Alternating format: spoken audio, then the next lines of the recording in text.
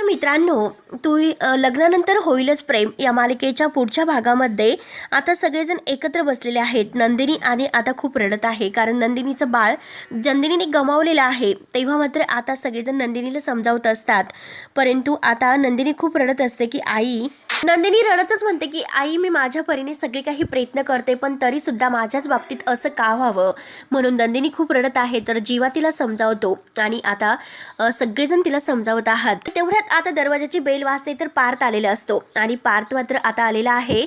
म्हणून आता काव्या दरवाजा उघडायला जाते आणि तेवढ्यात मात्र पार्थ हा काव्याला घेऊन उचलतो आणि अगदी आनंदाने म्हणतो की माझी बायको आई होणार आहे, आई होणार आहे. तर तेव्हा मात्र सगळ्यांना फार असा आनंद होतो आणि पार्थ मात्र आता काव्याला घेऊन जोरजोराने उड्या मारत असतो.